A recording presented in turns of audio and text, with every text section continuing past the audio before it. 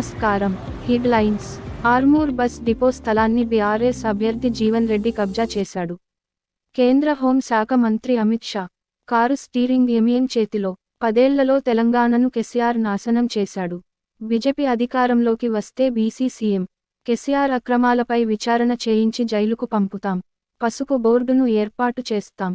విజయ సంకల్పంతో బీజేపీ అభ్యర్థులను గెలిపించండి. నేటి చరిత్ర న్యూస్.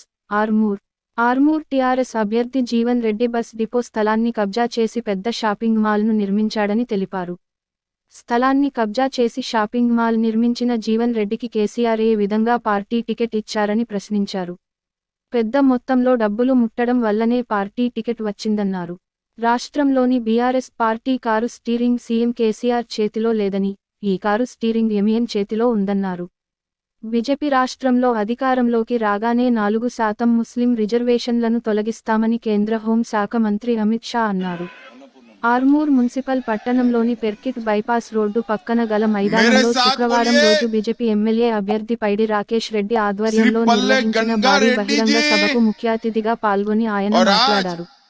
ఈ సభలో పాల్గొన్న ప్రతి ఒక్కరూ విజయ సంకల్పం తీసుకుని ఆర్మూర్ బాల్కొండ నుంచి పోటీ చేస్తున్న పైడి రాకేష్ రెడ్డి, ఏలేటి అన్నపూర్ణమ్మలను భారీ మెజార్టీతో గెలిపించాలని కోరారు. ఈ సభలో పార్లమెంట్ సభ్యులు ధర్మపురి అరవింద్, బాల్కొండ ఎమ్మెల్యే అభ్యర్థి ఏలేటి అన్నపూర్ణమ్మ, జిల్లా అధ్యక్షులు బస్వా లక్ష్మీ నరసయ్య, నాయకులు అల్జాపూర్ శ్రీనివాస్, లోక భూపతి రెడ్డి, పెద్దొల్ల గంగారెడ్డి, కంచెట్టి గంగాధర్, జీవి నరసింహారెడ్డి, పాలకు రాజు, ఆకుల రాజు, నిజామాబాద్ జిले के జస్సు అనిల్, सभी माताओं बहनों को मैं प्रणाम करना चाहता हूं, नमस्कार करना चाहता हूं. కుమార్తె సుచరిత రెడ్డి, బీజేపీ నాయకులు, కార్యకర్తలు मेरी बात పాల్గొన్నారు. की शुरुआत करना चाहता हूं.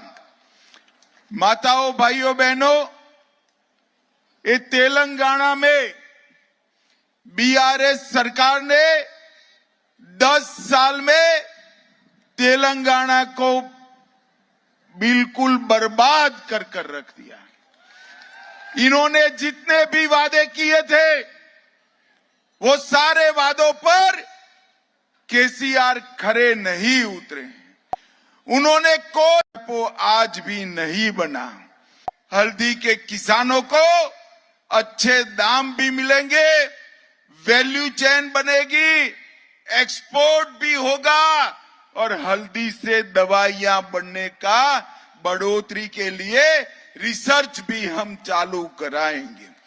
हमने तय किया है निजामाबाद जिले में बहुत बीडी वर्कर्स है, 500 बेड का बीडी वर्कर्स के लिए एक्सक्लूसिव अस्पताल भारतीय जनता पार्टी बनाएगी.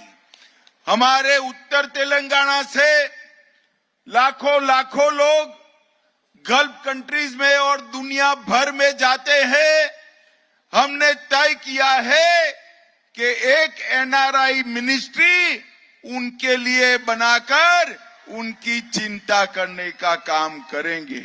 माताओं भाइयों बहनों, मोदी जी ने तय किया है हैदराबाद लिबरेशन डे, तेलंगाना विमोचन दिन मनाना चाहिए या नहीं मनाना चाहिए? एक केसीआर रजाकारों के डर से, ओवैसी के डर से हैदराबाद विमोचन दिन नहीं मनाते हैं. आप भारतीय जनता पार्टी की सरकार बना दो, हम हैदराबाद विमोचन दिन को राज्य के दिन के रूप में बनाएंगे. ये हजारों करोड़ का घोटाला केसीआर ने किया है. केसीआर को लगता है कि कुछ नहीं होगा. केसीआर, चैन की नींद मत सो. आपका समय अब समाप्त हो चुका है.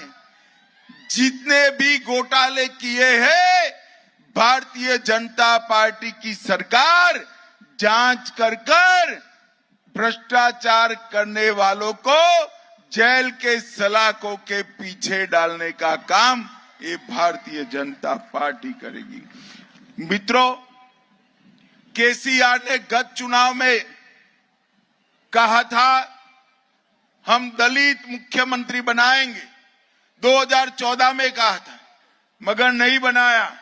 आज मैं आप सबके बीच में कहकर जाता हूं, आप भारतीय जनता पार्टी की सरकार बनाओ, हम बैकवर्ड क्लास से मुख्यमंत्री बनाने का काम करेंगे। बैकवर्ड क्लास से भाई और बहनों, हमने तय किया है, मोदी जी ने पेट्रोल पर कस्टम ड्यूटी कम की, मगर केसीआर जीएसटी कम नहीं करते हैं।